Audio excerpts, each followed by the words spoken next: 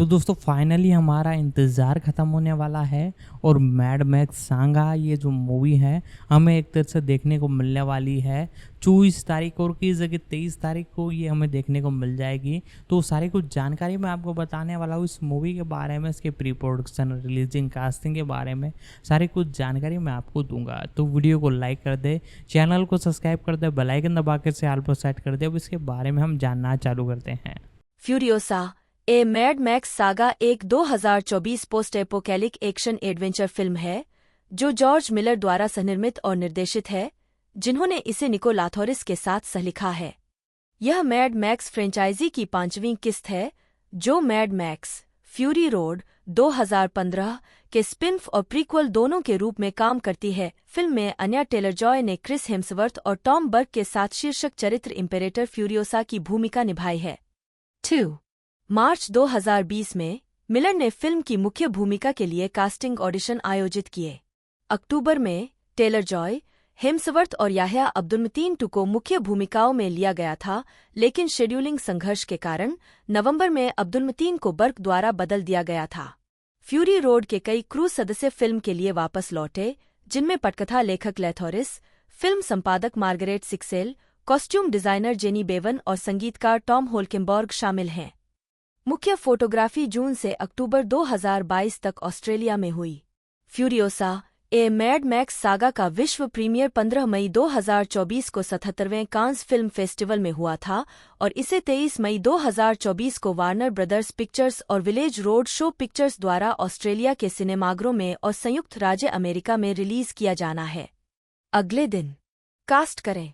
इम्पीरेटर Furiosa के रूप में आन्या टेलर जॉय 3, युवा फ्यूरियोसा के रूप में एलीला ब्राउन, डिमेंटस के रूप में क्रिस हेम्सवर्थ, बाइकर गिरोह का सरदार नेता जिसने फ्यूरियोसा का अपहरण कर लिया था, टॉम बर्क प्रेटोरियन जैक के रूप में सिटाडेल के सैन्य बलों के प्रमुख कमांडर 4, लेची हुल में इमॉर्टन जो बटा रिजडेल पेल, गढ़ के नेता और बाइकर गिरोह के दुश्मन के रूप में, रिक्टस इरेक्टस के रूप में नाथन जोन्स, जो का मांसल लेकिन मंदबुद्धि बेटा, स्कैब्रस स्क्रोटस के रूप में जोश हेलमैन, जो का बौद्धिक रूप से अक्षम सबसे छोटा बेटा 5, द पीपल ईटर के रूप में जॉन हॉवर्ड, जो का सहयोगी है जो गैस टाउन के ईंधन भंडार को नियंत्रित करता है, द ऑर्गेनिक मैकेनिक के रूप में एंगस सैम्पसन, जो के निजी चिकित्सक, फ्यूरियोसा की मां मैरी जो बासा के रूप में चार्ली फ्रेजर 6, वॉर बॉय के रूप में क्वाडेन बेयल्स, वॉर बॉय के रूप में Daniel Webber, Jacob Tomuri, Max Rockatansky, Vuvalini general के रूप में एल्सा पटाकी 7। उत्पादन प्री प्रोडक्शन निर्देशक जॉर्ज मिलर और सहलेखक निक लॉथोरिस ने मैड मैक्स फ्यूरी रोड 2015 की पटकथा लिखने में 15 साल से अधिक का समय बिताया और हर चरित्र के लिए बैकस्टोरी विकसित की, विशेष रूप से नायक इम्परेटर फ्यूरियोसा पर ध्यान केंद्रित किया। 8 अंततः यह फ्यूरियोसा पर केंद्रित एक पटकथा में परिणत हुआ जिसे अभिनेत्री चार्लीज थेरॉन, जिन्होंने फ्यूरी रोड में फ्यूरियोसा को चित्रित किया, ने फिल्म में उनके प्रदर्शन के लिए संदर्भ के रूप में इस्तेमाल किया। 9 जुलाई 2010 में मिलर ने मैड मैक्स फ्यूरियोसा नामक एक प्रीक्वल फिल्म के साथ फ्यूरी रोड को बैक टू बैक शूट करने की योजना की घोषणा की, लेकिन प्री प्रोडक्शन के दौरान केवल पूर्व की शूटिंग करने का निर्णय लिया गया। 10 नवंबर 2017 मई 2020 तक मिलर ने अपनी दूसरी फिल्म 3000 ईयर्स ऑफ लॉन्गिंग 2022 को पूरा करने के बाद एक प्रीक्वल फ्यूरियोसा फिल्म विकसित करने की योजना बनाई। उसी समय उन्होंने वार्नर ब्रदर्स के साथ कानूनी विवादों को सुलझाने के बाद भूमिका के लिए कास्टिंग प्रक्रिया भी शुरू कर दी। मिलर ने थेरॉन के लिए डीएजिंग तकनीक का उपयोग करने के बजाय भूमिका के लिए एक युवा अभिनेत्री को कास्ट करने की मांग की।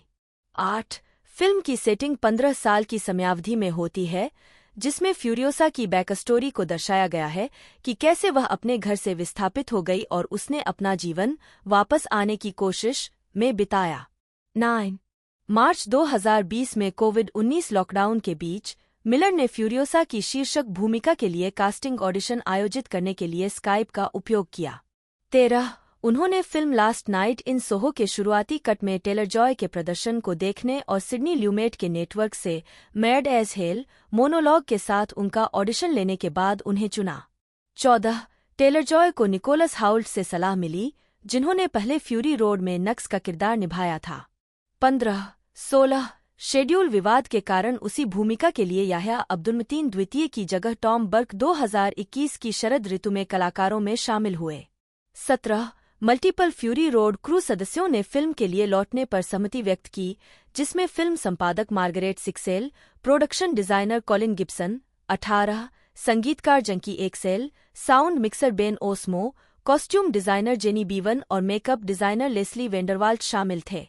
19, 20, 21 2021 में एलिला ब्राउन को 3000 Years of Longing के फिल्मांकन के दौरान मिलर द्वारा विभाजन करते हुए देखने के बाद युवा फ्यूरियोसा के रूप में चुना गया था। मिलर ने कहा कि उसने उन्हें एक युवा फ्यूरियोसा की याद दिला दी। 22 जनवरी 2022 में यह बताया गया कि साइमन डुग्गन सिनेमेटोग्राफर के रूप में काम करेंगे।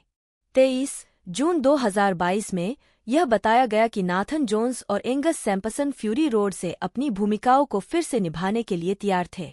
24 अगस्त में क्वाडेन बेयल्स, जिन्होंने स्कूल में अपने दुर्व्यवहार के बारे में एक वीडियो वायरल होने के बाद मिलर के 3000 Years of Longing 2022 में काम किया था, को फ्यूरियोसा में एक छोटी भूमिका में दिखाई देने की घोषणा की गई थी।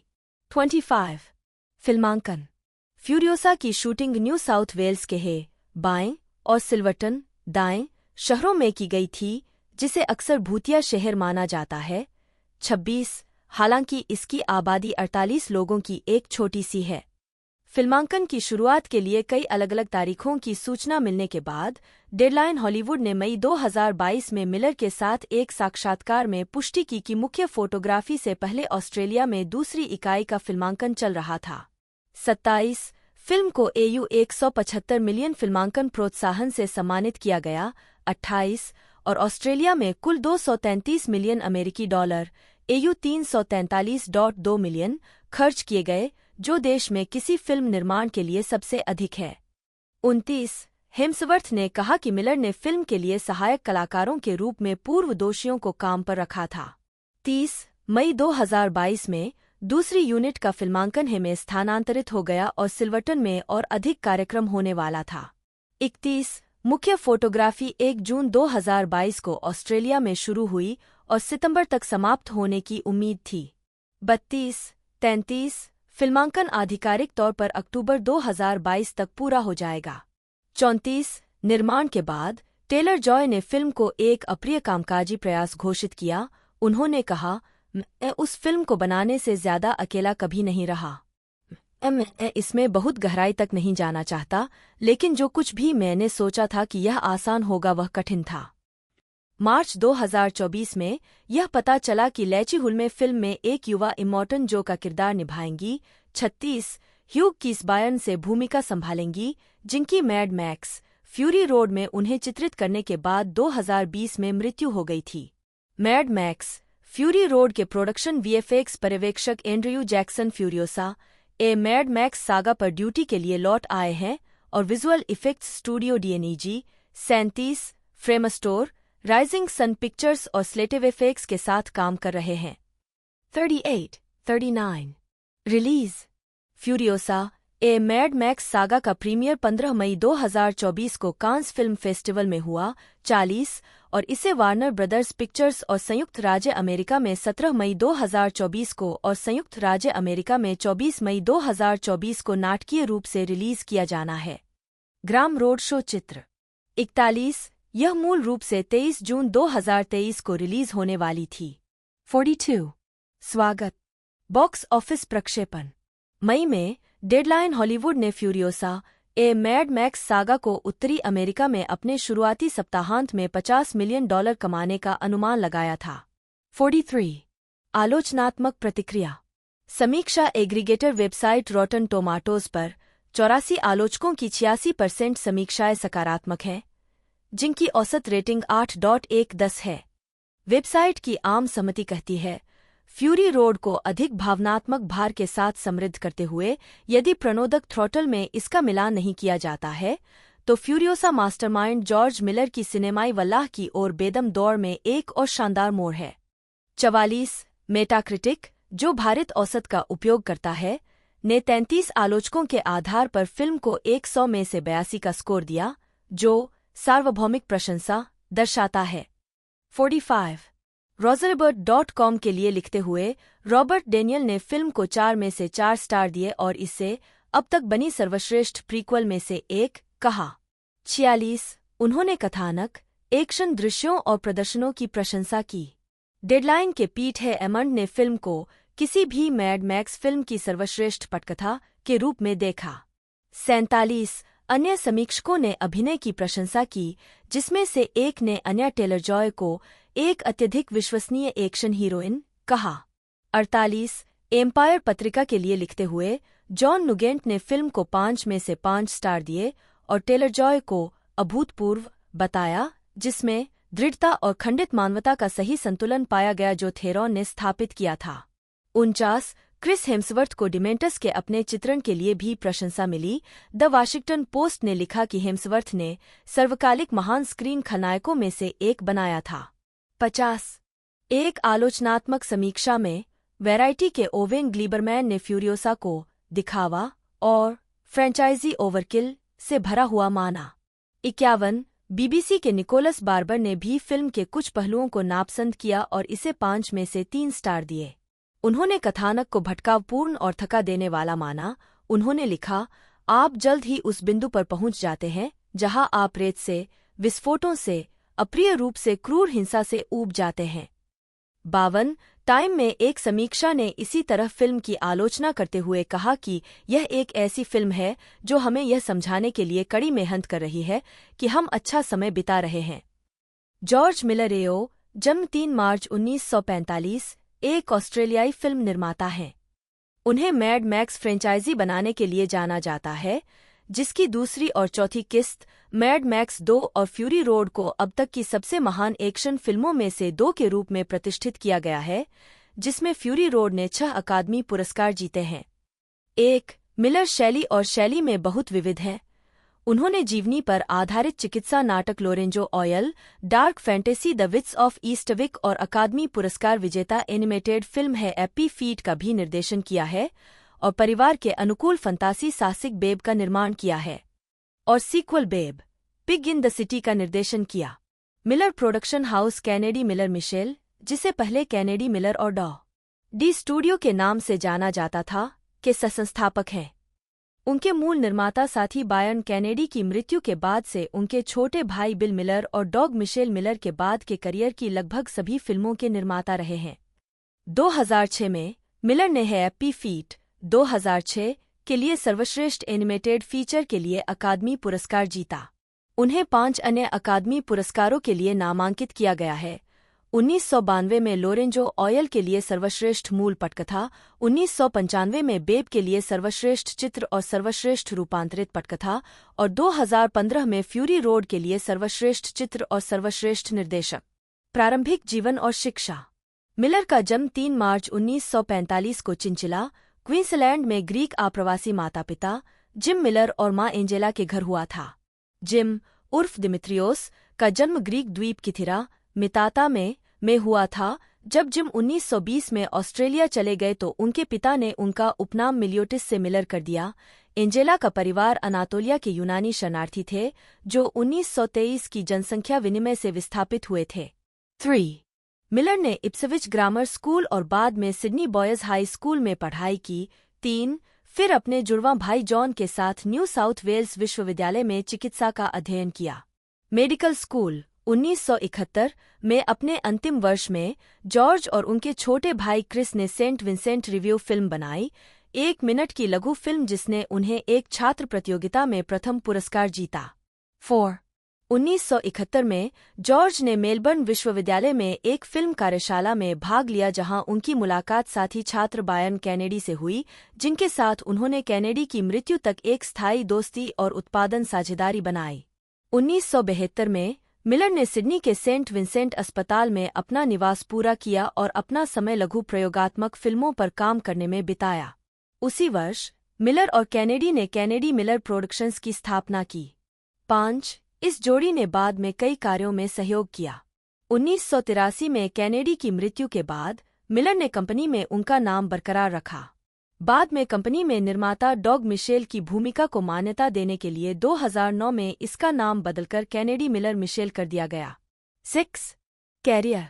मिलर का पहला काम लघु film violence in cinema part 1 1971 ने आलोचकों, दर्शकों और वितरकों को इतना ध्रुवीकृत कर दिया कि इसे सिनेमाई के वास्तविक चित्रण के कारण 1972 के सिडनी फिल्म फेस्टिवल में वृत्तचित्र श्रेणी में रखा गया। हिंसा। 7. 1979 में मिलर ने मैड मैक्स के साथ फीचर लंबाई निर्देशन की शुरुआत की। 1975 में मिलर और जेम्स मैककॉसलैंड द्वारा लिखी गई पटकथा पर आधारित इस फिल्म को कैनेडी मिलर प्रोडक्शंस द्वारा स्वतंत्र रूप से वित्तपोषित किया गया था और यह अंतर्राष्ट्रीय स्तर पर सफल रही। 5. परिणामस्वरूप फिल्म ने मेल गिब्सन अभिनीत 2 और सीक्वल के साथ मैड मैक्स श्रृंखला को जन्म दिया। मैड मैक्स 2 को द रोड वॉरियर 1981 और मैड मैक्स बियॉन्ड थंडरडोम 1985 के रूप में भी रिलीज किया गया। श्रृंखला की चौथी film Mad Max Fury Road 2015 में टॉम हार्डी और चार्लीज थेरॉन है। दूसरी और तीसरी मैड मैक्स फिल्मों के बीच के समय के दौरान मिलर ने anthology film Twilight zone the movie 1983 के एक खंड के रूप में नाइटमेयर 8 20,000 फीट के रीमेक का निर्देशन किया। 8. उन्होंने ऑस्ट्रेलियाई टेलीविजन के लिए द डिसमिसल 1983 और द काउरा ब्रेकआउट 1984 सहित कई प्रशंसित लघु श्रृंखलाओं का सनिर्माण और सनिर्देशन भी किया। 1987 में मिलर ने द विट्स ऑफ ईस्टविक का निर्देशन किया, जिसमें जैक निकोलसन, सुसान सारंडन, चेर और मिशेल फिफर ने अभिनय किया। यह फिल्म मिलर के लिए एक परेशान करने वाला अनुभव साबित हुई। मिलर ने कहा, "मैंने 2 बार फिल्म छोड़ी और जैक निकोलसन ने मुझे वहीं रोके रखा। उन्होंने कहा, बस बैठ जाओ, अपनी भावनाएं खो दो और काम देखो। अगर तुम्हें लगता है कि काम अच्छा है तो फिल्म में लगे रहो।" और वह एक महान व्यक्ति थे। मुझे लगता है कि मैंने जिनके लिए भी काम किया है उनसे कहीं अधिक मैंने उनसे सीखा है। वह असाधारण थे। 9. निकोलसन ने मिलर को उत्पादन के दौरान अपनी ज़रूरतों को बढ़ा-चढ़ाकर पेश करने के लिए भी प्रशिक्षित किया। जब उन्हें केवल 150 की ज़रूरत थी, तब उन्होंने 300 अतिरिक्त मांगे, यह जानते हुए कि उनके निर्माता उन्हें उनके अनुरोध से कम देंगे। 10. पुरस्कार विजेता प्रोडक्शन डिजाइनर पोली प्लैट ने द विट्स ऑफ ईस्टविक में मिलर के साथ मिलकर काम किया। चेर ने बाद में कहा कि फिल्म पर काम करने से पहले मिलर ने उनके 40वें जन्मदिन के अगले दिन घर पर फोन करके उन्हें सूचित किया कि वह और निकोलसन उन्हें फिल्म में नहीं चाहते हैं। उन्हें बहुत बूढ़ी और सेक्सी नहीं समझा गया। 11. द विट्स ऑफ ईस्टविक के बाद मिलर ने मुख्य रूप से ऑस्ट्रेलियाई परियोजनाओं के निर्माण पर ध्यान केंद्रित किया। 12. निकोल किडमैन अभिनीत फ्लर्टिंग, डेड कैलम और टीवी मिनिस्ट्रीज बैंकॉक हिल्टन और वियतनाम के निर्माता के रूप में उनकी भूमिका ने उनके करियर के विकास में महत्वपूर्ण भूमिका निभाई। मिलर लोरेंजो ऑयल 1992 की रिलीज के साथ निर्देशन में लौट आए, जिसे उन्होंने निक एनराइट के साथ मिलकर लिखा था। 13. 1993 में मिलर को कार्ल सागन और एन ड्रूयन की कहानी पर आधारित कॉन्टैक्ट का निर्देशन करने के लिए नियुक्त किया गया था। 14. फिल्म पर 1 साल से अधिक समय तक काम करने के बाद वार्नर ब्रदर्स और मिलर आपसी सहमति से अलग हो गए और अंततः रॉबर्ट जेमेकिस को निर्देशन के लिए लाया गया। 15. मिलर ने कॉमेडी ड्रामा बेब 1995 का सहलेखन भी किया और इसके sequel Babe Pig in the City 1998 को लिखा और निर्देशित किया। मिलर अंटार्कटिका में पेंगुइन के जीवन के बारे में एक संगीत महाकाव्य हैप्पी फीट के निर्माता भी थे। 17. वार्नर ब्रदर्स द्वारा निर्मित फिल्म नवंबर 2006 में रिलीज हुई थी।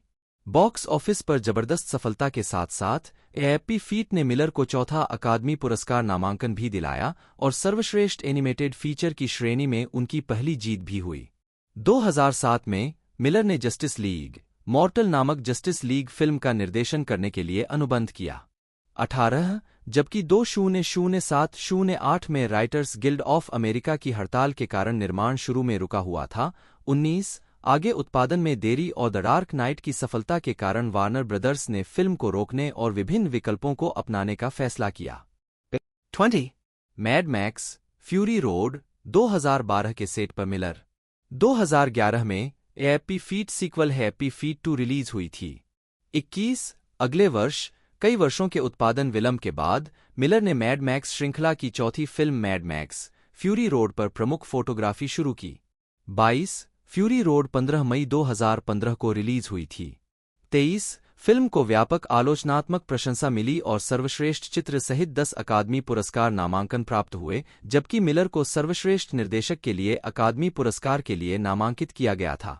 24 अक्टूबर 2018 में यह घोषणा की गई थी कि मिलर 3000 ईयर्स ऑफ लॉन्गिंग का निर्देशन करेंगे, जिसका फिल्मांकन नवंबर 2020 में शुरू हुआ। 25 फिल्म का प्रीमियर मई 2022 में कांस फिल्म फेस्टिवल में हुआ। 26 अप्रैल 2017 में मिलर ने कहा कि उन्होंने और सहलेखक निको लाथोरिस ने मैड मैक्स श्रृंखला के लिए फ्यूरी रोड के बाद की 2 अतिरिक्त स्क्रिप्ट पूरी कर ली है। फ्यूरी रोड के प्रमुख टॉम हार्डी अगले सीक्वल के लिए प्रतिबद्ध है। 27 2015 में और फिर 2017 की शुरुआत में मिलर ने कहा फ्रेंचाइज की 5वीं फिल्म का नाम मैड मैक्स द वेस्टलैंड होगा। 27-28 2020 में यह बताया गया कि मिलर अगली बार Mad Max spin off Furiosa ए मैड मैक्स सागा का निर्देशन करेंगे। 29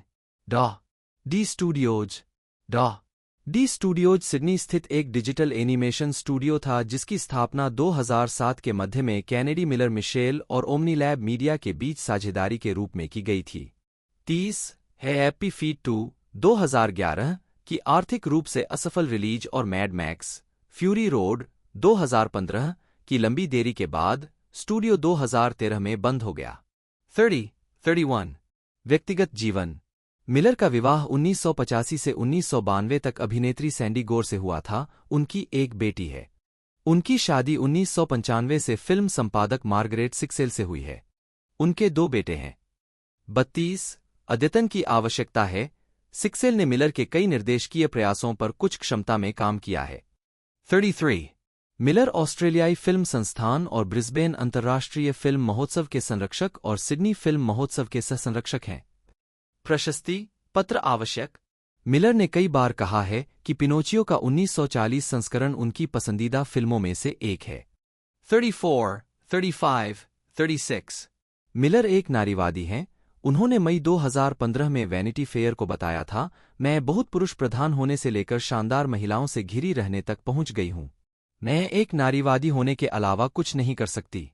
37 फिल्मोग्राफी लैथोरिस ने टेलीविजन श्रृंखला पुलिस रेस्क्यू पर काम किया है। वह जॉर्ज मिलर की फिल्म मैड मैक्स 1979 में एक कार मैकेनिक के रूप में दिखाई दिए। उन्होंने ऑस्ट्रेलियाई फिल्म आयोग के लिए फिल्म और नाटक कार्यशालाएं भी चलाईं। लैथोरिस को हार्टब्रेक हाई में जॉर्ज पॉलोस की भूमिका के लिए जाना जाता है। साथ ही वह श्रृंखला में अभिनय करने वाले युवा अभिनेताओं और अभिनेत्रियों के कौशल को विकसित करने के लिए जिम्मेदार श्रृंखला नाटक कोच भी है। उन्होंने विभिन्न प्रकार की जातीय पृष्ठभूमियों से यथार्थवादी चरित्र विकसित करने में मदद की। इस श्रृंखला ने ऑस्ट्रेलिया में टीवी नाटक में जीवन का प्रतिनिधित्व करने के तरीके में एक बड़ा बदलाव चिह्नित किया। अतीत में कई शो में ऑस्ट्रेलिया के बड़े शहरों में मौजूद सभी विभिन्न संस्कृतियों को प्रतिबिंबित नहीं किया गया था, और हार्टब्रेक हाई ने देश के सांस्कृतिक मिश्रण को स्वीकार और जश्न मनाकर इस परंपरा को तोड़ दिया। लैथोरिस मैड मैक्स फ्यूरी रोड 2015 और फ्यूरियोसा ए मैड मैक्स सागा 2024 के सहपटकथा लेखक जॉर्ज मिलर के साथ है। चयनित filmography Journey Among Women 1977, Soldier, Mad Max 1979, Grease Rat, Desolation Angels 1982, Nightman, Where The Green Ants Dream 1984, Arnold, The Young Wife 1984, TV movie, Yannis, गलत दुनिया 1985, रंगोट, रिक्की और Pete 1988, Con Ionides, Georgia 1988, Bystander 2, Belinda 1988, Benny Rose, Against The Innocent 1989, Tim McKenzie, पिता 1990, Amos, Death in Brunswick 1990, Mustafa, Heaven Tonight 1990, Hot dog man, आरा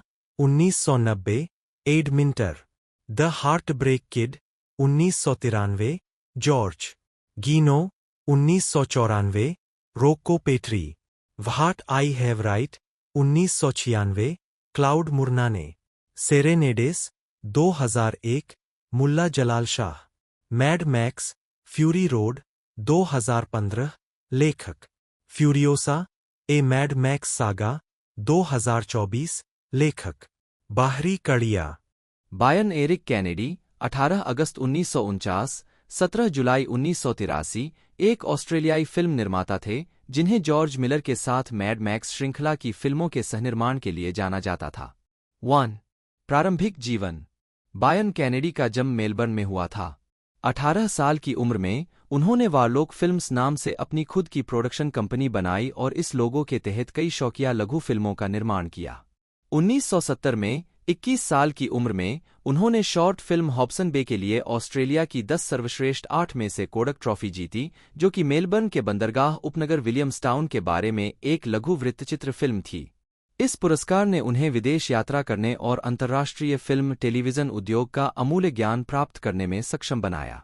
अपनी वापसी पर उन्होंने new south Wales विश्वविद्यालय में एक टेलीविजन और फिल्म पाठ्यक्रम शुरू किया। उद्धरण आवश्यक। George Miller. कैनेडी की मुलाकात 1969 में मेलबर्न विश्वविद्यालय में जॉर्ज मिलर से हुई। 2-3 दोनों द्वारा बनाई गई पहली mini film violence in the cinema थी, जिसे याराविले, मेलबर्न में फिल्माया गया था। फिल्म को अंतर्राष्ट्रीय स्तर पर प्रशंसा मिली और इससे नई फिल्म कंपनी कैनेडी मिलर का गठन हुआ, जिसे 1975 में जॉर्ज मिलर और बायन कैनेडी दोनों के साथ सहनिर्देशक के रूप में शामिल किया गया था। 4. उनकी एक साथ पहली प्रमुख फिल्म अंतर्राष्ट्रीय जबरदस्त हिट मैड मैक्स 1979 थी। इस फिल्म ने बजट के सापेक्ष सबसे अधिक कमाई करने वाली फिल्म का रिकॉर्ड बनाया, एक रिकॉर्ड जो केवल द ब्लेयर विच प्रोजेक्ट 1999 के आगमन के साथ टूटा। 5. 1981 में कैनेडी ने मैड मैक्स की अगली कड़ी mad max 2 the road warrior film का निर्माण किया, जिसने दुनिया भर में 100 मिलियन अमेरिकी डॉलर से अधिक की कमाई की। 6. मृत्यु। 1983 में 33 वर्ष की आयु में कैनेडी की ऑस्ट्रेलिया के न्यू साउथ वेल्स में वारगाम्बा बांध में मृत्यु हो गई, जब वह जिस हेलीकॉप्टर को चला रहे थे वह दुर्घटनाग्रस्त हो गया। विरासत। उनके सम्मान में जॉर्ज मिलर के पैनल सदस्य के साथ ऑस्ट्रेलियाई फिल्म संस्थान ने बायन कैनेडी पुरस्कार की स्थापना की। यह पुरस्कार उन लोगों को दिया जाता है जिनका काम फिल्म और टेलीविजन उद्योग में उत्कृष्टता की खोज से चिह्नित है, और Kennedy Miller, Warner Brothers, Village Roadshow, Greater Union, Cinemedia और स्टीवन स्पीलबर्ग द्वारा प्रायोजित है। Film Mad Max Beyond Thunderdome Kennedy को समर्पित है। 7. उनकी मूल सहोत्पादन कंपनी कैनेडी मिलर को अब कैनेडी मिलर मिशेल कहा जाता है। एक निर्माता के रूप में मिशेल का करियर 1980 के दशक के मध्य में सिडनी स्थित कैनेडी मिलर प्रोडक्शन हाउस के सदस्य के रूप में शुरू हुआ। 1980 के दशक के उत्तरार्ध में उन्हें ऑस्ट्रेलियाई फिल्म इंस्टीट्यूट अवार्ड्स में सर्वश्रेष्ठ फिल्म श्रेणी के लिए आक्ता अवार्ड में 3 मौकों पर जॉर्ज मिलर और टेरी हेस के साथ नामांकित किया गया था। 1, 2, 3 1987 में उन्होंने the year my voice broke के लिए सर्वश्रेष्ठ फिल्म का पुरस्कार जीता। 1989 में डेड कैलम के लिए नामांकित हुए और 1990 में फ्लर्टिंग के लिए दूसरा पुरस्कार जीता। 1, 2, 3 1995 में मिशेल को फिल्म बेब के लिए सर्वश्रेष्ठ चित्र श्रेणी के अकादमी पुरस्कार में जॉर्ज मिलर और उनके भाई बिल मिलर के साथ अकादमी पुरस्कार के लिए नामांकित किया गया था। 4. कुल मिलाकर फिल्म को 7 अकादमी पुरस्कारों के लिए नामांकित किया गया, जिसमें सर्वश्रेष्ठ दृश्य प्रभावों के लिए अकादमी पुरस्कार जीता गया। 4. इस तिकड़ी ने 1995 में सर्वश्रेष्ठ मोशन पिक्चर, म्यूजिकल या कॉमेडी के लिए गोल्डन ग्लोब अवार्ड जीता और 1995 में सर्वश्रेष्ठ फिल्म के लिए बाफ्टा अवार्ड और 1995 में सर्वश्रेष्ठ थिएट्रिकल मोशन पिक्चर के लिए producers guild of America award के लिए नामांकन प्राप्त किया। 5, 6 2006 में वह जॉर्ज मिलर और बिल मिलर के साथ एनिमेटेड फिल्म है एप्पी फीट के निर्माता थे। फिल्म ने 2006 में सर्वश्रेष्ठ एनिमेटेड फीचर के लिए अकादमी पुरस्कार, 2006 में सर्वश्रेष्ठ एनिमेटेड फिल्म के लिए बाफ्टा पुरस्कार जीता और 2006 में सर्वश्रेष्ठ एनिमेटेड फीचर फिल्म के लिए गोल्डन ग्लोब पुरस्कार के लिए नामांकित हुई। इन तीनों को producers guild of America awards 2006 में है एप्पी फीट के लिए एनिमेटेड थिएट्रिकल मोशन पिक्चर्स श्रेणी के उत्कृष्ट निर्माता में नामांकित किया गया था। 7. 2011 में हैप्पी फीट 2 की रिलीज के बाद उन्हें सर्वश्रेष्ठ एनिमेटेड फीचर फिल्म के लिए 2012 एशिया पैसिफिक स्क्रीन अवार्ड के लिए नामांकित किया गया था। मिशेल को मैड मैक्स फ्यूरी रोड के लिए जॉर्ज मिलर के साथ सर्वश्रेष्ठ चित्र नामांकन के लिए एक और अकादमी पुरस्कार मिला। फिल्म को 6 श्रेणियों में जीत हासिल करते हुए 10 अकादमी पुरस्कारों के लिए नामांकित किया गया था। मिशेल, मिलर और पीजे वोएटेन, प्रथम सहायक निदेशक, को सर्वश्रेष्ठ मोशन पिक्चर ड्रामा के लिए 2015 गोल्डन ग्लोब अवार्ड और सर्वश्रेष्ठ थिएट्रिकल मोशन पिक्चर के लिए 2015 producers guild of America award के लिए नामांकन प्राप्त हुआ। तीनों ने सर्वश्रेष्ठ फिल्म के लिए 2015 AACTA पुरस्कार जीता। प्रशस्ति पत्र आवश्यक। फिल्मोग्राफी। फिल्म निर्माता the year my voice broke 1987, Dead Calm 1989, छेड़खानी 1991, लोरेंजो का तेल 1992, Babe 1995, video fool for love 1996, सपने देखने के 40,000 वर्ष 1997, बेब, शहर में स्वर 1998, Happy Feet 2006, Happy Feet 2 2011, Mad Max Fury Road 2015, 3000 वर्षों की लालसा 2022, फ्यूरियोसा ए मैड मैक्स सागा 2024, सहनिर्माता Mad Max Beyond Thunderdome 1985, The Making of Mad Max Beyond Thunderdome 1985, television TV फिल्में The Riddle of The Stinson 1987, The Dirtwater Dynasty 1988, The Clean Machine 1988, युद्ध के टुकड़े Damien पारेर की कहानी 1988, लघु श्रृंखला द काउरा ब्रेकआउट 1984, बॉडी लाइन 1984, कार्यकारी निर्माता Vietnam 1987, Bangkok Hilton 1989, 1987 George Miller और टेरी हेस के साथ the year my voice broke सर्वश्रेष्ठ फिल्म के लिए ऑस्ट्रेलियाई फिल्म संस्थान पुरस्कार जीता। 1989 जॉर्ज मिलर और टेरी हेस के साथ डेड कैलम सर्वश्रेष्ठ फिल्म के लिए ऑस्ट्रेलियाई फिल्म संस्थान पुरस्कार नामांकन। 1990 जॉर्ज मिलर और टेरी हेस के साथ फ्लर्टिंग सर्वश्रेष्ठ फिल्म के लिए ऑस्ट्रेलियाई फिल्म इंस्टीट्यूट पुरस्कार जीता। 1995 जॉर्ज मिलर और बिल मिलर के साथ बेब सर्वश्रेष्ठ मोशन पिक्चर, म्यूजिकल या कॉमेडी के लिए गोल्डन ग्लोब पुरस्कार जीता। 1995 जॉर्ज मिलर और बिल मिलर के साथ बेबे सर्वश्रेष्ठ फिल्म के लिए अकादमी पुरस्कार नामांकन। 1995 जॉर्ज मिलर, बिल मिलर और क्रिस नूनन के साथ बेब सर्वश्रेष्ठ फिल्म के लिए बाफ्टा पुरस्कार नामांकन।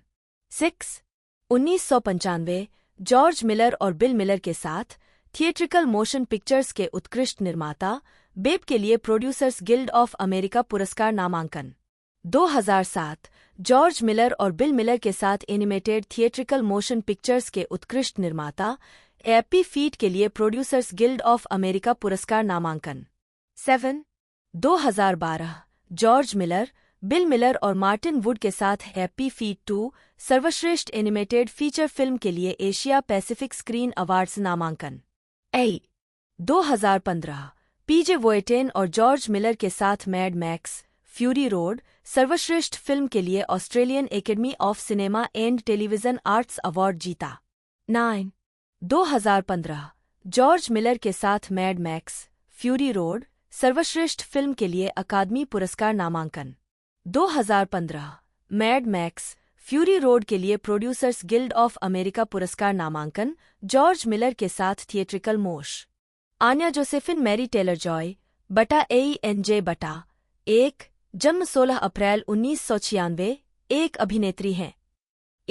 उन्होंने बाफ्टा फिल्म अवार्ड और प्राइमटाइम एमी अवार्ड के लिए नामांकन के अलावा गोल्डन ग्लोब अवार्ड और स्क्रीन एक्टर्स गिल्ड अवार्ड सहित कई पुरस्कार जीते हैं। मियामी में जन्मे और ब्यूनस आयर्स और लंदन में पले टेलर जॉय ने अभिनय करियर बनाने के लिए 16 साल की उम्र में स्कूल छोड़ दिया। छोटी टेलीविजन भूमिकाएं निभाने के बाद उन्हें प्रशंसित हॉरर फिल्म द विच 2015 में मुख्य भूमिका के माध्यम से सफलता मिली। टेलर जॉय ने हॉरर फिल्म स्प्लिट 2016 इसके सीक्वल ग्लास 2019 और ब्लैक कॉमेडी थोरब्रेड्स 2017 में अभिनय किया और 2017 कांस फिल्म फेस्टिवल में ट्रॉफी चौपाट जीता। Taylor Joy television crime drama Peaky Blinders 2019 से 2022 के 5वें और 6ठे सीजन में दिखाई दिए और पीरियड ड्रामा एम्मा 2020 में एम्मा वुडहाउस की भूमिका निभाई, जिससे उन्हें गोल्डन ग्लोब नामांकन मिला।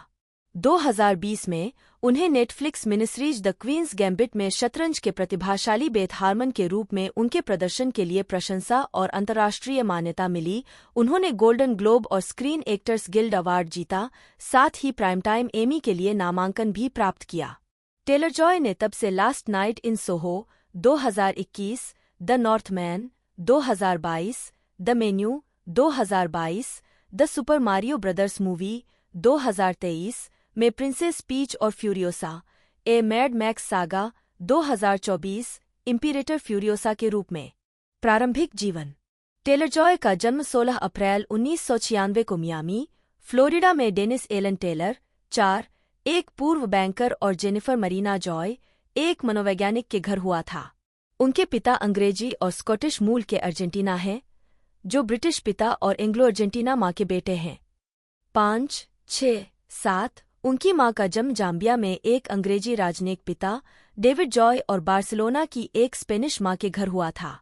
8 उसने कहा है कि मियामी में उसका जन्म एक संयोग था, क्योंकि उसके माता पिता उस समय शहर में छुट्टियां मना रहे थे। अपने जन्मस्थान की वजह से वह देश के जूस सोली राष्ट्रीयता कानून के कारण अमेरिकी नागरिकता रखती है। 9 वह 6 भाई बहनों में सबसे छोटी है, जिनमें से 4 उसके पिता की पिछली शादी से हैं। 10 टेलर जॉय अपने परिवार के साथ ब्यूनस आयर्स में रहती थीं और 6 साल की उम्र तक नॉर्थलैंड्स स्कूल में पढ़ती थीं, जब परिवार लंदन के विक्टोरिया क्षेत्र में स्थानांतरित हो गया। 7, 11 वह स्पेनिश और अंग्रेजी दोनों में पारंगत है। 7, 10, 12 टेलर जॉय ने इस कदम को दर्दनाक महसूस किया और अर्जेंटीना वापस जाने की उम्मीद में शुरू में अंग्रेजी सीखने से इनकार कर दिया। 13 उन्होंने स्कूल प्रस्तुतियों में अभिनय करते हुए हिल हाउस इंटरनेशनल जूनियर स्कूल 14 और क्वींस गेट स्कूल में पढ़ाई की। उसने स्कूल में सामाजिक रूप से संघर्ष किया, याद करते हुए, मुझे वास्तव में ऐसा महसूस नहीं हुआ कि मैं कहीं भी फिट बैठता हूँ। अर्जेंटीनी होने के लिए इतना अंग्रेज था, अंग्रेजी होने के लिए इतना अर्जेंटीनी था, कुछ भी बनने के लिए इतना अमेरिकी था। बच्चे मुझे किसी भी आकार या रूप में नहीं समझते थे। मुझे लॉकर में बंद कर दिया जाता था। 7 टेलर जॉय ने शुरुआत में नृत्य का प्रशिक्षण लिया, 15 साल की उम्र तक बैले का अध्ययन किया। 15-17 साल की उम्र में लंदन के नाइट्सब्रिज में है एरोड्स डिपार्टमेंट स्टोर के बाहर अपने कुत्ते को घुमाते समय स्टॉर्म मैनेजमेंट की संस्थापक सारा डॉकास ने उन्हें एक मॉडल के रूप में देखा। 7-16 उन्होंने एजेंसी के साथ इस शर्त पर अनुबंध किया कि अभिनय उनका पहला जुनून और लक्ष्य बना रहेगा। टेलीविजन श्रृंखला डाउनटन एबे के प्रचार के लिए एक मॉडलिंग शूट के दौरान, जिसे उन्होंने लगभग अस्वीकार कर दिया था क्योंकि वह अपनी GCSE परीक्षाओं के लिए अध्ययन कर रही थीं, टेलर जॉय को डाउनटन एबे अभिनेता एलन लीच ने क्रू के लिए काम करते हुए और सीमस हेनी कविता का पाठ करते हुए देखा था। आगामी स्क्रीन टेस्ट के लिए खुदाई। बाद में उन्होंने उसे अपने एजेंट से मिलवाया, जिसके साथ उसने एक अभिनेत्री के रूप में अनुबंध किया। 17 आजीविका 2013 से 2019 प्रारंभिक कार्य और सफलता। टेलर जॉय को 2014 की फंतासी कॉमेडी हॉरर वैम्पायर अकादमी में पृष्ठभूमि फीडर गर्ल के रूप में उनकी पहली अभिनय भूमिका के अंतिम कट से हटा दिया गया था। उनकी भूमिका को बिना श्रेय दिए छोड़ दिया गया था। 18-19 उन्होंने जासूसी ड्रामा सीरीज एंडेवर के एक एपिसोड में फिलिपा कोलिंस डेविडसन के रूप में टेलीविजन पर अपनी शुरुआत की।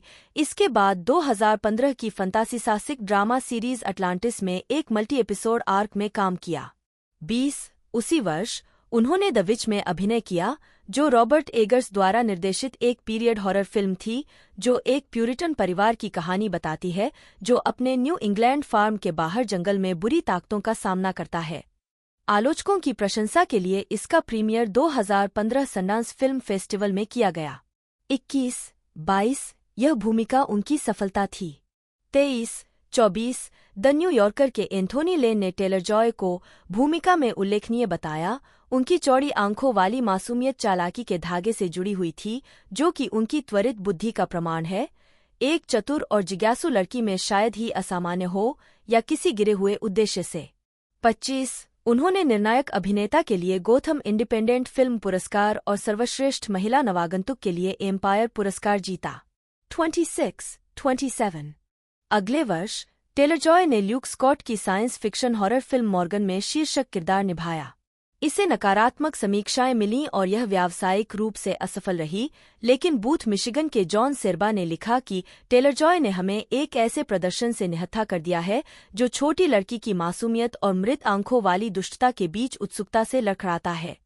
28 उन्होंने अगली बार ड्रामा फिल्म बैरी में अभिनय किया, जो 1981 में कोलंबिया विश्वविद्यालय में अपने पहले वर्ष के दौरान युवा बराक ओबामा पर केंद्रित थी। इसका premiere 2016 Toronto International Film festival में हुआ। 29 उसी वर्ष टेलर जॉय की समानता को स्कूलरग्री प्लेजेंट की 10वीं वर्षगांठ पुस्तक कवर पर वाल्किरी कैन के चरित्र का प्रतिनिधित्व करने के लिए स्टॉर्म मैनेजमेंट से लाइसेंस दिया गया था, और बाद में 7वीं, 8वीं, 9वीं और 14वीं पुस्तकों के कवर पर श्रृंखला। 30 इससे पहले वह स्क्रीलेक्स के GTA के गीत रेड लिप्स के रीमिक्स के संगीत वीडियो में दिखाई दी थीं। 31 2018 सैन डिएगो कॉमिक कॉन में टेलर जॉय। 2016 में उन्हें एम नाइट श्यामलन की स्प्लिट में जेम्स मैकेवॉय के साथ कास्ट किया गया था, जहां उन्होंने केसी कुक नाम की एक किशोर लड़की की भूमिका निभाई थी, जिसका कई व्यक्तित्व वाले एक व्यक्ति मैकेवॉय द्वारा अपहरण कर लिया गया था। यह व्यावसायिक रूप से सफल रही, $9 मिलियन के बजट पर $278.5 मिलियन की कमाई की। 32-33 उस वर्ष उनकी अगली फिल्म कोरी फिनले के निर्देशन में बनी पहली फिल्म थोरब्रेड्स थी। इसमें उनकी अंतिम फिल्म भूमिका में ओलिविया कुक और एंटोन येल्चिन सहकलाकार थे। टेलर जॉय ने एक हाई स्कूल छात्रा लिली की भूमिका निभाई, जो एक ड्रग डीलर के साथ अनुबंध के माध्यम से अपने सौतेले पिता को मारने की योजना बनाती है। इसका प्रीमियर 2017 सनडांस फिल्म फेस्टिवल में हुआ। इंडीवायर के डेविड एयरलिच ने उनके प्रदर्शन को मनमोहक कहा। 34 2017 में उनकी तीसरी रिलीज सर्जियो जी सांचेज की हॉरर मिस्ट्री मैरोबोन थी। द वर्ज की ताशा रॉबिन्सन ने लिखा कि टेलर जॉय एक असंगत चरित्र में एक शर्मीली, आकर्षक गर्मजोशी लेकर आए। 35 टेलर जॉय को बाफ्टा राइजिंग स्टार अवार्ड के लिए नामांकित किया गया था। 36 और उस वर्ष कांस फिल्म फेस्टिवल में ट्रॉफी चोपार्ड से सम्मानित किया गया था। 37 दिसंबर 2017 में उन्होंने जेसी बर्टन के इसी नाम के उपन्यास पर आधारित BBC One period drama miniseries The Miniaturist में पेट्रोनेला ओर्टमैन की भूमिका निभाई। 38 टेलर जॉय ने 2019 की मनोवैज्ञानिक सुपरहीरो फिल्म ग्लास में केसी कुक के रूप में अपनी भूमिका दोहराई, जो अनब्रेकेबल फिल्म त्रयी की अंतिम फिल्म थी, जिसमें मैकेवॉय, सैमुअल एल जैक्सन और सारा पॉल्सन के साथ अभिनय किया गया था। 39 यह एक व्यावसायिक सफलता थी जिसने दुनिया भर में $247 मिलियन की कमाई की। 40 उस वर्ष बाद में वह अपने दिवंगत सहकलाकार एंटोन येल्चिन के जीवन और करियर पर वृत्तचित्र फिल्म लव अंतोषा में दिखाई दीं, और होजियर के संगीत वीडियो में उनके गीत डिनर एंड डायट्रिप्स के लिए। 41-42 उनकी अगली 2019 फिल्में animated musical adventure film Playmobil The Movie और जीवनी ड्रामा फिल्म रेडियोएक्टिव व्यावसायिक रूप से असफल रहीं। 43 उन्होंने फंतासी श्रृंखला the dark crystal age of resistance में ब्रे के चरित्र को भी आवाज दी। 44 2019 की अपनी अंतिम भूमिका में उन्होंने BBC One period crime drama series Peaky blinders में जीना ग्रे की मुख्य भूमिका निभाई। 45 2020 वर्तमान मुख्यधारा की सफलता। 2020 में टेलर जॉय ने ऑटम डी वाइल्ड के निर्देशन में बनी पहली फिल्म एम्मा में एम्मा वुडहाउस के रूप में अभिनय किया, जो इसी नाम के जेन ऑस्टेन के 1815 के उपन्यास का रूपांतरण था। फिल्म की समीक्षा करते हुए रोलिंग स्टोन के पीटर ट्रेवर्स ने टेलर जॉय को उत्साही माना। 46 गार्जियन के आलोचक मार्क किरमोड ने टेलर जॉय को सराहनीय रूप से कांटेदार चरित्र बनाने वाले के रूप में वर्णित किया है, जो उनके कुछ स्क्रीन पूर्ववर्तियों की तुलना में कम पसंद किया जाने वाला है और इसके लिए और भी बेहतर है। 47 उनके प्रदर्शन के लिए उन्हें गोल्डन ग्लोब पुरस्कार नामांकन मिला। 48 टेलर जॉय ने superhero horror film the new mutants में इलियाना रास्पुतिन मैजिक, एक रूसी उत्परिवर्ती और जादूगरनी की भूमिका भी निभाई। इसे मूल रूप से अप्रैल 2018 में रिलीज करने का इरादा था, लेकिन इसमें कई देरी हुई। इसे 2020 में रिलीज किया गया था।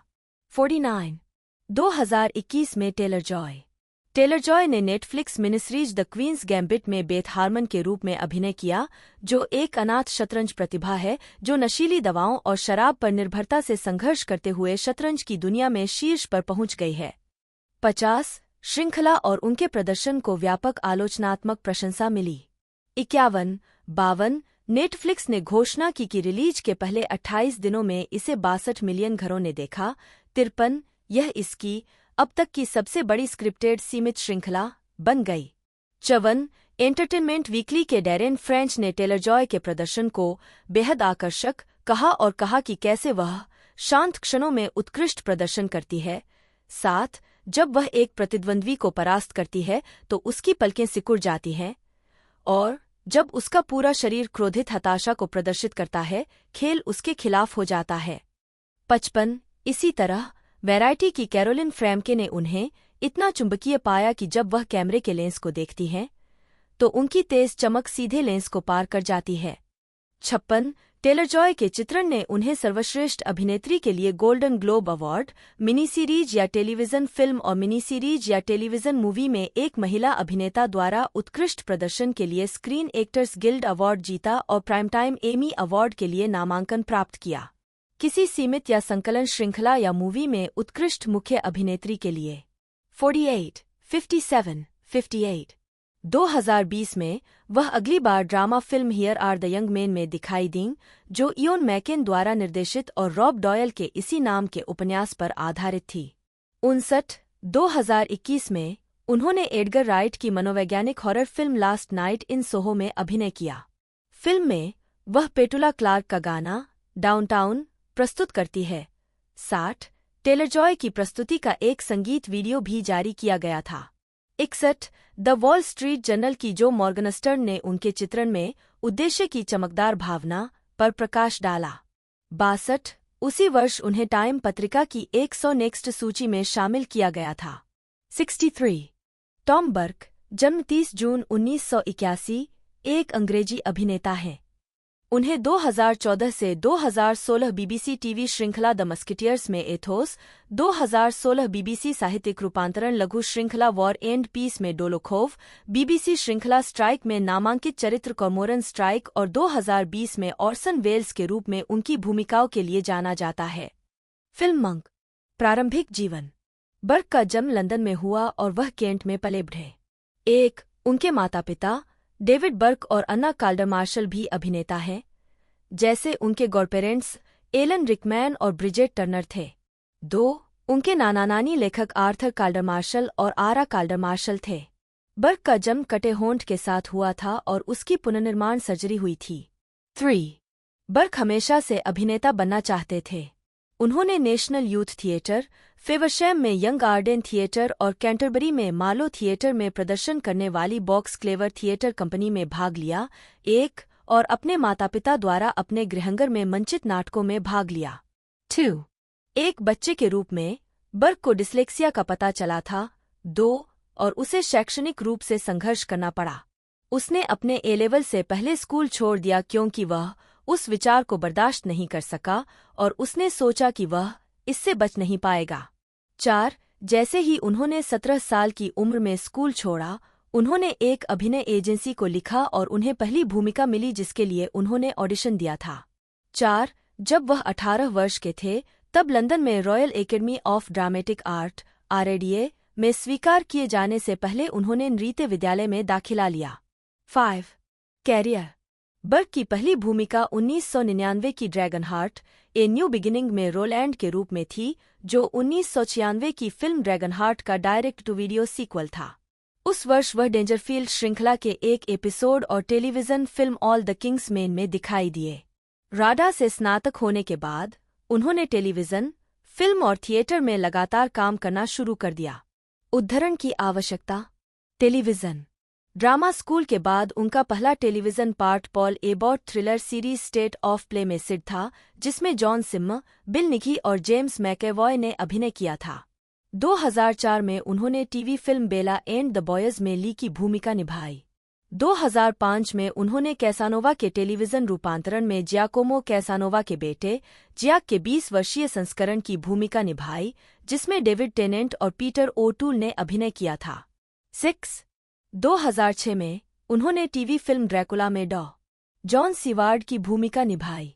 2007 में उन्होंने बीबीसी के डॉक्यूड्रामा हीरोज एंड विलेन के एक एपिसोड में नेपोलियन बोनापार्ट की भूमिका निभाई और व्यंग्य नाटक the trial of Tony Blair में पुस्तक प्रकाशक के रूप में एक छोटी सी भूमिका निभाई।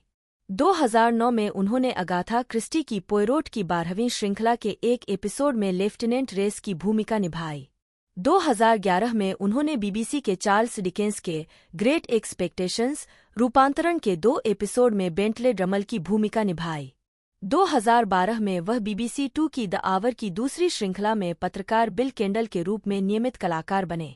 2014 से 2016 तक उन्होंने बीबीसी 1 सीरीज द मस्किटियर्स में एथोस की भूमिका निभाई, जो अलेक्जेंड्रे डुमास के द 3 मस्किटर्स का रूपांतरण था। 6. उन्होंने रॉबर्ट गैलब्रेथ के जासूसी उपन्यासों पर आधारित बीबीसी लघु श्रृंखला स्ट्राइक में कॉर्मोरन स्ट्राइक की भूमिका भी निभाई है। 7, 8, 9 और रिब्रोव स्काई टीवी के द लार्जर प्रोजेक्ट में हैं, जो अमेरिका में TNT केबल नेटवर्क पर प्रसारित होगा।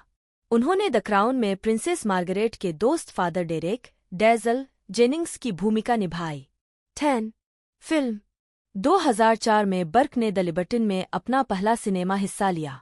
2007 में उन्होंने कॉमेडी आई वांट कैंडी में एक महत्वाकांक्षी फिल्म निर्माता की भूमिका निभाई, जो एक पोर्न फिल्म का निर्देशन करता है। 2008 में उन्होंने डोंकी पंच में ब्लूई की भूमिका निभाई, जो एक हॉरर थ्रिलर थी जो 2008 के सनडांस फिल्म फेस्टिवल में शुरू हुई थी।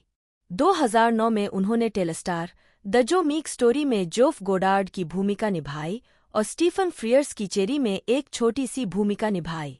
2010 में उन्होंने बेनेडिक्ट कम्बरबैच, जे फील्ड और एडम रॉबर्टसन अभिनीत एक नाटक थर्ड स्टार में डेवी की भूमिका निभाई, जो 4 दोस्तों की यात्रा का अनुसरण करता है, जिनमें से एक गंभीर रूप से बीमार है, वेल्स में बाराफंडल बे की यात्रा करते हैं। 6. 2012 में उन्होंने क्लीनस्किन में मार्क की भूमिका निभाई। 2013 में उन्होंने निकोलस विंडिंग रेफन द्वारा निर्देशित ओनली गॉड फॉरगिव्स में रयान गोसलिंग के चरित्र के बड़े भाई बिली की भूमिका निभाई। उस वर्ष राल्फ फिएनेस द्वारा निर्देशित फिल्म द इनविजिबल वुमन में उनकी सहायक भूमिका थी। 6. 2020 में उन्होंने डेविड फिंचर की नेटफ्लिक्स मूल फिल्म मैनक में अमेरिकी फिल्म निर्माता ऑर्सन वेल्स की भूमिका निभाई, जिसमें गैरी ओल्डमैन के साथ हरमन जे मैनक्विक्स थे। वह अंग्रेजी निर्देशक और फोटोग्राफर मिच जेंकिंस की फिल्म द शो एलन मूर द्वारा लिखित में निजी अन्वेषक फ्लेचर डेनिस के रूप में भी अभिनय करेंगे। नवंबर 2021 में Burke Mad Max Fury Road spin off film Furiosa ए मैड मैक्स सागा में अन्या टेलर जॉय और क्रिस हेम्सवर्थ के साथ शामिल हो गए। उन्होंने याह्या अब्दुलमतीन टू की जगह ली, जिन्हें शेड्यूलिंग संघर्ष के कारण बाहर होना पड़ा। 11. रंगमंच एक थिएटर अभिनेता के रूप में बर्क ने रॉयल शेक्सपियर कंपनी के साथ काम किया है और शेक्सपियर के ग्लोब में नाटकों में दिखाई दिए हैं। 2004 में रोमियो और जूलियट में रोमियो की भूमिका निभाई। 2010 में एंड्रयू स्कॉट और लिसा डिलन के साथ नोएल कायर के डिज़ाइन फॉर लिविंग में ओल्ड विक में और 2011 में अल्मेडा थिएटर में ग्रेग टू बी प्रिटी में ग्रेग की भूमिका निभाई। 2002 में उन्होंने हॉवर्ड बार्कर के गटरूड द क्राई में हेमलेट की भूमिका निभाई, जो शेक्सपियर के हेमलेट का पुनर्लेखन है, जो नायक की मां गटरूड के चरित्र पर केंद्रित है। 12. 2006 में उन्होंने द कट नाटक में इयान मैककेलेन के साथ काम किया। 2008 में उन्होंने डोनमर वेयरहाउस में क्रेडिटर्स में एडोल्फ की भूमिका निभाई। बर्क के गॉडफादर अभिनेता एलन रिकमैन ने नाटक का मंचन किया, जिसने बर्क को इयान चार्ल्सन पुरस्कार दिलाया। बाद में इस नाटक का प्रीमियर 2010 में न्यूयॉर्क के ब्रुकलिन संगीत अकादमी में हुआ। 2012 में उन्होंने नेशनल थिएटर में द डॉक्टर्स डिलेमा में लुई डबेडैट की भूमिका निभाई। 13. एलीला ब्राउन, जन्म 2009 या 2010, एक एक ऑस्ट्रेलियाई एस्टोनियाई अभिनेत्री हैं जिन्हें 2024 की हॉरर फिल्म स्टिंग में चार्लोट और फ्यूरियोसा ए मैड मैक्स सागा में युवा इम्पीरेटर फ्यूरियोसा के रूप में अभिनय के लिए जाना जाता है। प्रारंभिक जीवन। ब्राउन का जन्म सिडनी में हुआ था। 2. जब वह 6 सप्ताह की थी तब उसका परिवार संयुक्त राज्य अमेरिका चला गया। 3. उनके पिता एक प्लास्टिक रिसाइक्लिंग व्यवसायी हैं। 1. ब्राउन की अभिनय में रुचि तब विकसित हुई जब उसकी 2 बड़ी बहनों ने बेवली हिल्स प्लेहाउस में सीखना शुरू किया। 3. वह सिडनी में एक प्रदर्शन कला विद्यालय में पढ़ती है। 4. कैरियर। ब्राउन ने 6 साल की उम्र में टीवी विज्ञापनों में अभिनय करना शुरू कर दिया था। 5. 3. उन्हें 2019 में एक ऑस्ट्रेलियाई ब्लैक कॉमेडी श्रृंखला मिस्टर इनबिटवीन में उनकी पहली टीवी भूमिका के लिए चुना गया था। 3. ब्राउन 9 परफेक्ट स्ट्रेंजर्स में माशा दिमित्रिचेंको की बेटी, The Lost Flowers of Alice Hart में Alice Hart, 3000 Years of Longing में युवा एलिथिया बिन्नी और 2023 की ऑस्ट्रेलियाई फिल्म द सीक्रेट किंगडम में वेरिटी के रूप में नजर आ चुकी हैं। 4. 2021 में ब्राउन को फ्यूरियोसा ए मैड मैक्स सागा में युवा फ्यूरियोसा के रूप में चुना गया था जब निर्देशक जॉर्ज मिलर ने उन्हें 3000 ईयर्स ऑफ लॉन्गिंग के फिल्मांकन के दौरान विभाजन करते हुए देखा था। मिलर ने कहा कि उसने उन्हें एक युवा फ्यूरियोसा की याद दिला दी। 4. वल्चर के राचेल हैंडलर ने कहा कि फिल्म के 2024 कांस प्रीमियर में ब्राउन का स्वागत मिलर के स्वागत के अलावा सबसे जोरदार और सबसे उत्साही था। 1. ब्राउन ने 2024 की हॉरर फिल्म स्टिंग में चार्लोट के रूप में अभिनय किया। 4. फरवरी 2024 में उन्हें सोनिक द हेजहोग 3 में मारिया रोबोटनिक के रूप में चुना गया। 6. व्यक्तिगत जीवन। ब्राउन एक पशु प्रेमी और रोलर स्केटर हैं। 1. उसके पास एक पालतू जंपिंग स्पाइडर था जिसे उसने छोड़ दिया। मार्गरेट सिक्सेल एक ऑस्ट्रेलियाई और दक्षिण अफ्रीकी फिल्म संपादक है। उन्हें अपने पति जॉर्ज मिलर की फिल्मों में संपादक के रूप में उनके काम के लिए जाना जाता है, जिसमें Babe, Pig in the City 1998, Happy Feet 2006 और मैड मैक्स फ्यूरी रोड 2015 शामिल है। फ्यूरी रोड के लिए उन्होंने सर्वश्रेष्ठ फिल्म संपादन के लिए अकादमी पुरस्कार और सर्वश्रेष्ठ संपादन के लिए बाफ्टा पुरस्कार जीता। प्रारंभिक जीवन और शिक्षा। मार्गरेट सिक्सेल का जन्म दक्षिण अफ्रीका में हुआ था। प्रशस्ति पत्र आवश्यक। उन्होंने ऑस्ट्रेलियाई फिल्म, टेलीविजन और रेडियो स्कूल में फिल्म संपादन का अध्ययन किया और 1989 में फिल्म संपादन में विशेषज्ञ विस्तार प्रमाण पत्र अर्जित किया। 1. कैरियर। 1984 में सिक्सेल ने ऑस्ट्रेलियाई television mini series the last bastion 1984 में सहायक संपादक और डबर के रूप में काम करना शुरू किया, जहां उनकी मुलाकात पिक्चर के निर्देशकों में से एक और भावी सहयोगी जॉर्ज मिलर से हुई। अगले 5 वर्षों में सिक्सेल ने द ग्रेट गोल्ड स्विंडल 1984, एमोहरुओ 1985, the blue lightning 1986, a case of honour 1989 और रोमेरो जैसी विभिन्न परियोजनाओं पर सहायक और असेंबली संपादक के रूप में काम किया। 1989, साथ ही जॉन डुइगन की फ्लर्टिंग 1991 के लिए संवाद संपादक भी रहे। प्रशस्ति पत्र आवश्यक। 1994 में सिक्सेल को ऑस्ट्रेलियाई संत मैरी मैकिलोप के बारे में के पावलू की नाटकीय ऑस्ट्रेलियाई वृत्तचित्र मैरी 1994 के लिए फिल्म संपादक नियुक्त किया गया था। 3 साल बाद सिक्सेल ने निर्देशक जॉर्ज मिलर के लिए television documentary 40,000 years of dreaming 1997 का संपादन किया। 2000 के दशक की शुरुआत में सिक्सेल ने अंग्रेजी मूल के ऑस्ट्रेलियाई फिल्म निर्माता Rachel Ward, the blind man bluff 2000 और द बिग हाउस 2001 के निर्देशन में 2 लघु फिल्मों का संपादन किया। सिक्सेल की शेष 3 फीचर फिल्म परियोजनाएं उसके और निर्देशक जॉर्ज मिलर के बीच सहयोग से बनी है, जिसकी शुरुआत 1998 में Babe, Pig in the City, J Friedkin के साथ सहसंपादित से हुई और उसके बाद हैप्पी फीट, क्रिश्चियन गजल के साथ सहसंपादित हुई 2006 में और मैड मैक्स फ्यूरी रोड 2015 में। उद्धरण वांछित। रचनात्मक प्रभाव और प्रक्रिया। मार्गरेट सिक्सेल ने अपने पूरे करियर में कई परियोजनाओं के निर्माण में रचनात्मक योगदान दिया है, जिसमें बेब 1995 भी शामिल है, जिसमें जॉर्ज मिलर ने फिल्म के शुरुआती कट को बहुत एपिसोडिक और कथात्मक तनाव से रहित घोषित करके तस्वीर को बदलने का श्रेय दिया है, और अध्याय शीर्षकों और गायन चूहों को जोड़ने वाले उपकरणों का सुझाव देना। 2. उन्हें फिल्म के लिए विशेष धन्यवाद क्रेडिट मिला, साथ ही कहानी संरचना में योगदान के लिए हैप्पी फीट 2 के क्रेडिट में धन्यवाद भी मिला। 3. अपने रचनात्मक संबंधों के संबंध में सिक्सेल ने टिप्पणी की है कि मिलर और वह दोनों मिलकर एक संपूर्ण व्यक्ति बनते हैं। 4. उसने कहा है कि उसका जीवनसाथी होने से केवल इस बात में मदद मिलती है कि वे एक दूसरे की संवेदनाओं को बेहतर ढंग से समझते हैं, क्योंकि 98% समय वे अपनी पसंद पर सहमत होते हैं, जो महत्वपूर्ण है, क्योंकि जब आप साथ नहीं होते हैं संपादन कक्ष में बहुत से लोगों की राय होती है और आप वास्तव में गलत दिशा में जा सकते हैं। 5.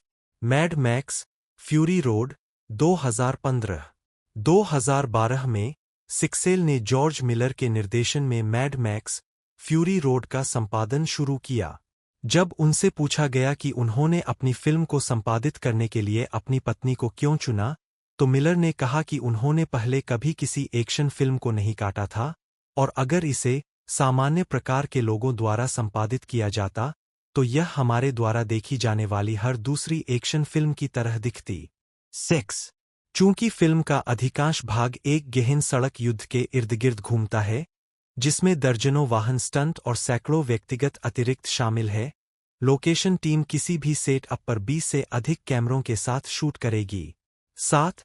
परिणामस्वरूप स्थान पर संपादकीय टीम ने दैनिक आधार पर 10 से 20 घंटे के फुटेज को संसाधित किया, जिसे सिडनी, ऑस्ट्रेलिया में वापस भेजा जाना था, जहां सिक्सेल और उनकी संपादकीय टीम मिलकर फुटेज को आकार देने पर काम करेगी। उत्पादन के साथ 7. जब तक मुख्य फोटोग्राफी पूरी नहीं हो गई, सिक्सेल को संपादित करने के लिए 470 घंटे से अधिक का फुटेज दिया गया था, जिसे पूरी तरह से देखने में ही 3 महीने लग गए। 6. 7.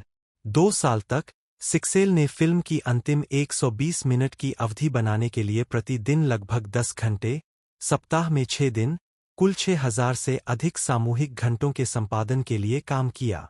6. फिल्म के अंतिम संपादन में 2700 से अधिक व्यक्तिगत कट शामिल थे, जो मिलर की पिछली मैड मैक्स किस्त द रोड वॉरियर 1981 से दोगुने से भी अधिक थे, जिसके 90 मिनट के रनिंग टाइम में केवल 1200 कट थे। 8. 2016 में सिक्सेल ने मैड मैक्स के संपादन पर अपने काम के लिए सर्वश्रेष्ठ संपादन का अकादमी पुरस्कार जीता। 9. इस पुरस्कार को जीतकर वह अकादमी पुरस्कार जीतने वाली दक्षिण अफ्रीका में जन्मी पहली संपादक बन गईं। उन्होंने 21वें क्रिटिक्स चॉइस अवार्ड्स में सर्वश्रेष्ठ संपादन का पुरस्कार भी जीता। 10. सर्वश्रेष्ठ संपादित फीचर फिल्म ड्रामेटिक के लिए 2016 का ACAD पुरस्कार। 11. और सर्वश्रेष्ठ संपादन के लिए बाफ्टा पुरस्कार भी जीता। 12. संपादकीय टीम और लिंग की भूमिका। एक महिला संपादक के रूप में अपनी भूमिका के संबंध में सिक्सेल ने कहा है कि वह संपादन प्रक्रिया में अपने लिंग को प्रासंगिक नहीं मानती है। 5. एक साक्षात्कार में उन्होंने कहा है कि वह संपादन कक्ष में बहुत सारे लोगों के साथ काम करती है। हम इसके बारे में नहीं सोचते हैं। मैं वास्तव में फिल्म काटने में रुचि रखता हूं, और जबकि जॉर्ज मिलर को यह सोचना पसंद है, सकारात्मक बात यह है कि मैं इसके बारे में बहुत अधिक महिला महसूस नहीं करती। 5. अपनी संपादकीय टीम के संबंध में सिक्सेल ने नोट किया है कि उनके कर्मचारियों में 25% महिलाएं हैं। 5. मिलर के साथ काम करने के अपने पूरे करियर के दौरान Jason Ballantyne Babe, Pig in the City से लेकर मैड मैक्स फ्यूरी रोड तक हर फीचर फिल्म में उनके पहले सहायक और अतिरिक्त संपादक थे। प्रशस्ति पत्र आवश्यक। व्यक्तिगत जीवन। 1995 में मार्गरेट सिक्सेल ने निर्देशक जॉर्ज मिलर से शादी की। उनके 2 बेटे हैं, और सिक्सेल की मिलर की पिछली शादी से एक सौतेली बेटी है। 2. 5. 2011 में 2001 में टैंपा मामले की 10वीं सालगिरह की प्रतिक्रिया के रूप में Australian centre for policy development ने एक बयान प्रकाशित कर ऑस्ट्रेलिया के राजनीतिक नेताओं से शरणार्थियों और शरण चाहने वालों पर गतिरोध को तोड़ने का आग्रह किया, जो अभी भी दुखद रूप से मानवीय त्रासदी की विशेषता थी, राजनीतिक अवसरवादिता, नीतिगत विफलता और बड़ी कीमत। 13 मार्गरेट सिक्सेल और उनके पति जॉर्ज मिलर दोनों ने सार्वजनिक बयान का समर्थन किया और उस पर हस्ताक्षर किए। दोस्तों इस मूवी का एक तरह से बजट है, एक तरह से मैं आपको बता दूं, तो लगभग 70 मिलियन डॉलर्स के बीच में इसका बजट है, 160 से 170 मिलियन के बीच में। साथ ही साथ इससे रिलीज़ किया जाएगा एक तरह से 30 मई 2024 को ऑस्ट्रेलिया में और 24 मई को ये यूनाइटेड स्टेट में। 148 मिनट टोटल इसकी रनिंग लेंथ है। बाकी OTT प्लेटफॉर्म की बात की जाए तो जैसे ये रिलीज़ होती है हिट तो ये होने वाली है मूवी बन्नस ब्रदर्स पिक्चर द्वारा से डिस्ट्रीब्यूट किया जा रहा है, तो इंडिया के अंदर ये हिंदी में हमें कंफर्म देखने को मिलेगी। बाकी और जानकारी के लिए आप हमारी दूसरी वीडियो भी देख सकते हो, हम पहले इसके ऊपर वीडियो बना चुके हैं। बाकी जितनी भी डिटेल अब इसकी आएगी, अब जो वीडियो आएगी उसके अंदर हम एक्सप्लेनेशन आपको बताएंगे, तो उसके लिए यदि आप एक तरह से कमेंट करना चाहते हो एक्सप्लेनेशन, आप जितने ज़्यादा कमेंट होगे उतनी जल्दी आपको वीडियो देखने को मिलेगी।